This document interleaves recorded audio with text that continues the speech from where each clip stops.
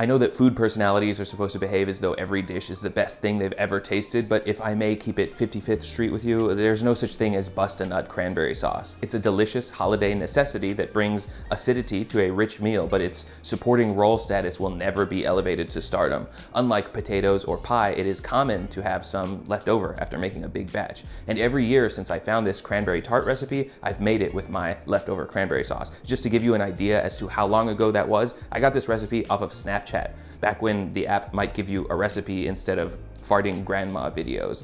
This dish is real simple to make. You roll out a store-bought puff pastry, scatter some caramelized onions on top, follow up with a leftover cranberry sauce, thyme leaves, and brie, and then bake it at 425 for 15 minutes. I think a lot of you can make this dish after just hearing that, but please allow me to go into detail for those less advanced. To make a basic cranberry sauce, you boil 1/3 cup of water with 1/4 cup of sugar and a full cup of cranberries for about 10 minutes, stirring occasionally until the berries have burst and their surrounding liquid has thickened. That essentially is basic cranberry sauce. Welcome flavor additions include orange peels, star anise, and cinnamon sticks, but use any recipe that compels you if you don't already have some cran sauce on deck. Just make sure that it looks like this and not this or this.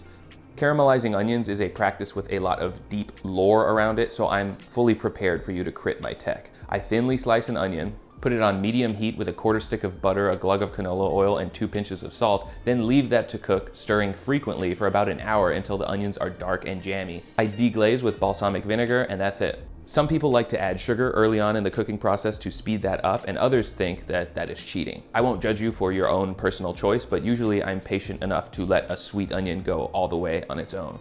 Rolling out puff pastry is easy enough, but if you score a little 1-inch border along the edges, you can get a lot more rise out where the crust forms. Put down the onions first, then the cranberries, and a big pinch or two of thyme leaves. No sticks, no stems, no seeds. Top this all with torn pieces of brie and brush the crust with a beaten egg or cream so that it browns more deeply. A little brown sugar will contribute even more browning if you've got it. Bake it in the oven at 425 degrees Fahrenheit for about 15 minutes until it looks browned all over. Make sure you let it cool before slicing into 9 pieces.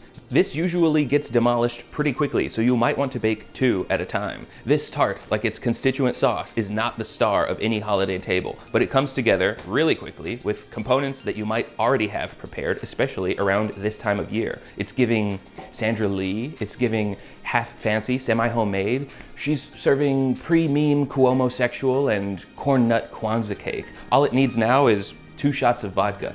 Cheers.